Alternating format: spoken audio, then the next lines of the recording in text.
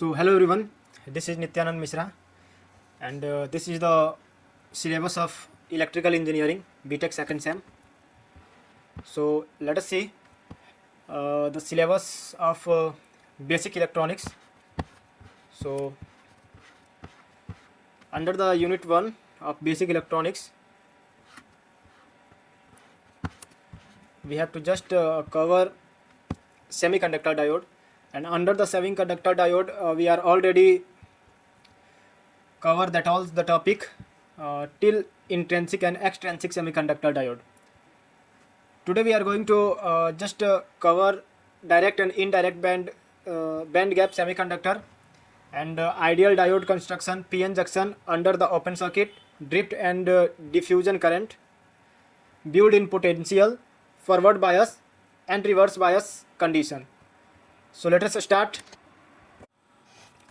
So this is the direct and indirect band semiconductor. So first of all, introduction of direct and indirect band semiconductor. So indirect band semiconductor, the maximum of the condition band and the maximum of the valence band occur at the same movement, that is k vector. Under the direct band semiconductor, the condition for the maximum band and the condition for the valence band, that is at the same movement when vector k also. Okay, so and this means that an electrons can directly transit from one conduction band to the valence band.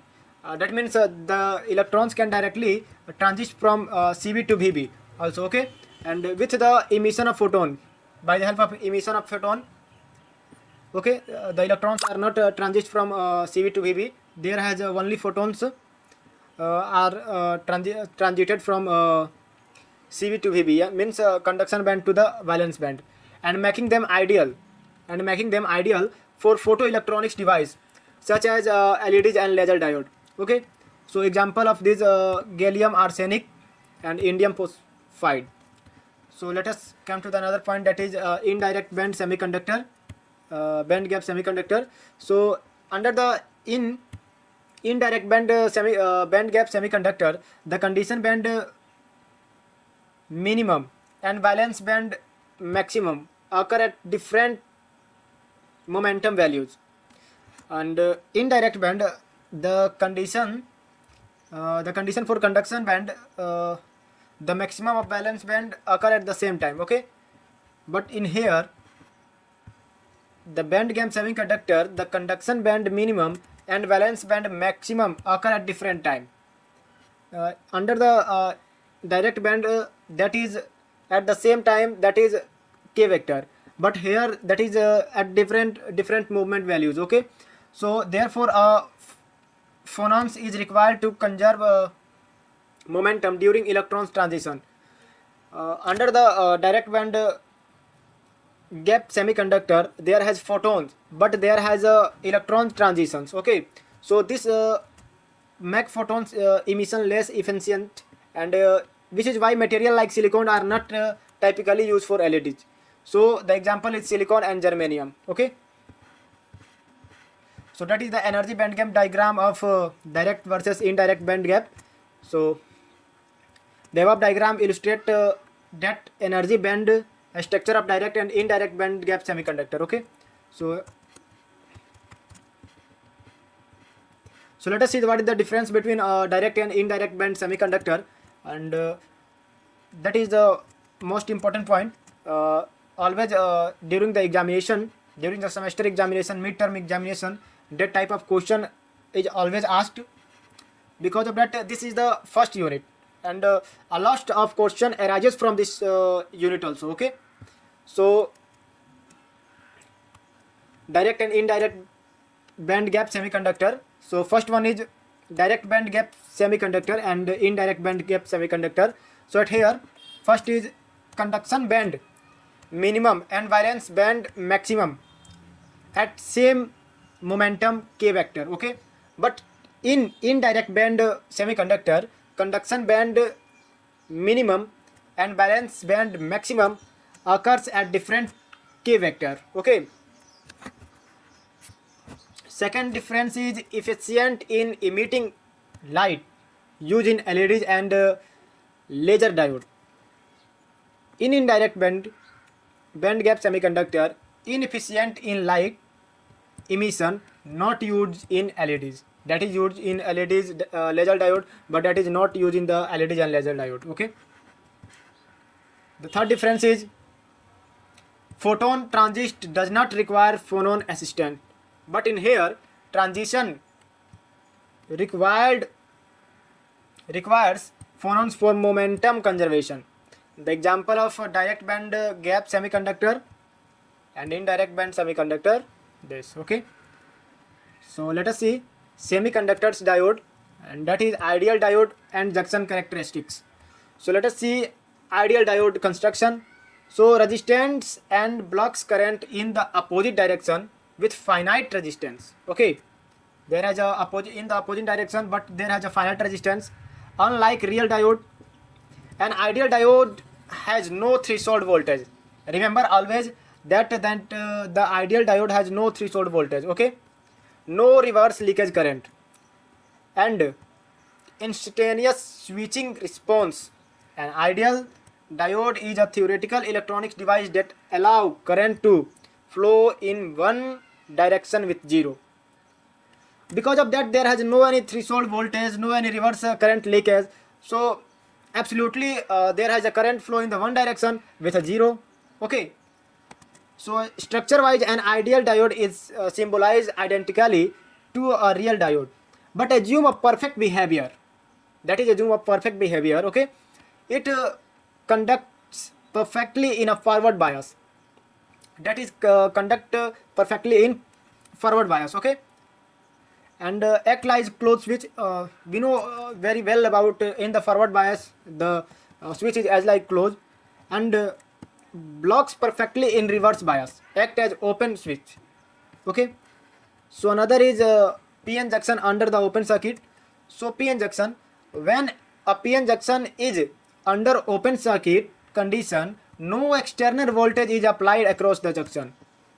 Okay, remember this point also. When a PN junction is under open circuit condition, no external voltage, no any external voltage apply across the junction also. Okay. Initially, due to the difference in carrier concentration in either side of junction, electrons diffuse from N side to P side. Okay. And holes move from the P side to N side.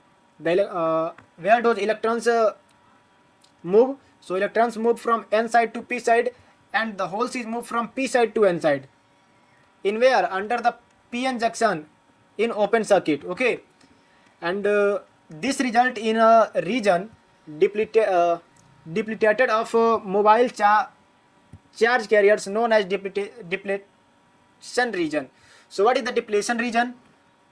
Whenever a question asking in exam, that is what is depletion region?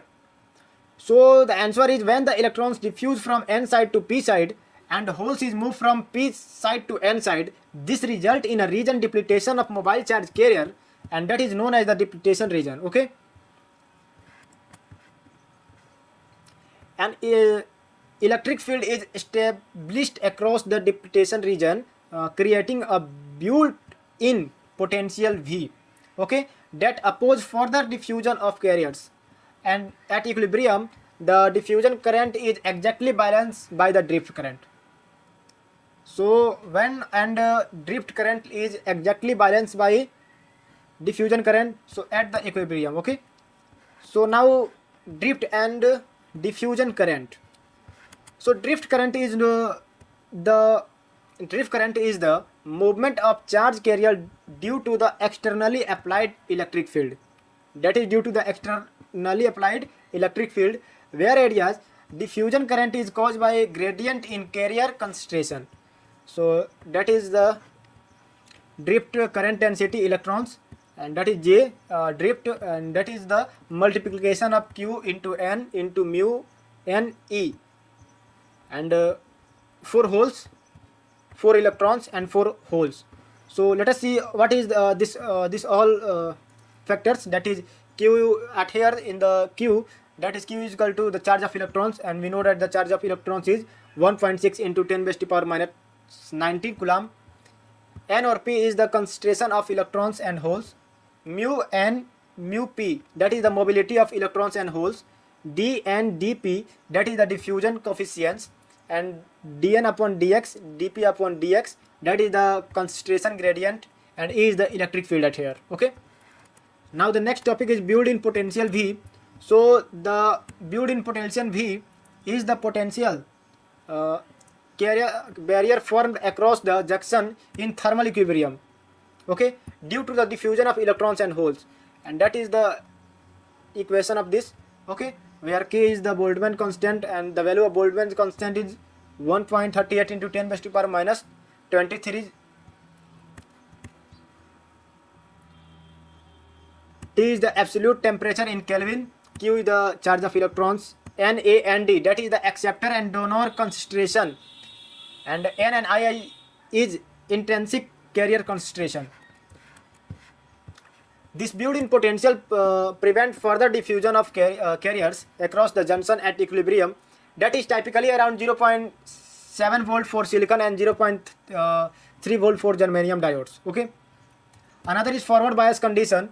So when forward bias condition, when the P type is connected to a positive terminal and N type is connected to a negative terminal of a battery, diode is the forward bias. Okay, and this reduces the depletion width and allow the current flow through the diode. So we know very well about that. Under the previous video we cover about the forward bias condition and reverse bias condition. So here when the P side is connected to a positive terminal and N side is connected to a negative terminal of a battery, that is known as the forward bias, and the flow of current in the forward bias, that is anode to cathode. Okay, so at here current through the diode, Stokes equation, and that is the Stokes equation, which is a very important equation. Okay, so here I is equal to current through the diode, and I naught is the reverse saturation current. V applied forward voltage, K Boltzmann constant, T temperature in Kelvin, and Q charge in charge of electrons. As we increase, the exponential term dominates and the diode conducts significantly, ideally with no resistance. Okay, and the condition for reverse bias, we know that the when N side is connected to a positive terminal and P side connected to the negative terminal of a battery, then reverse bias condition is arise, and this increase the depletion width and only a small reverse saturation I naught and flow due to the minority carriers. If the reverse voltage exceed critical value, breakdown voltage, a large reverse current flow, potential damaging and diode unless it is a genuine diode. Okay, so that is all about the direct and indirect band gap semiconductor and conditions for PN junction under the open circuit. And so under the next video we are going to just solve some practice question based on this topic. So thank you for watching this video.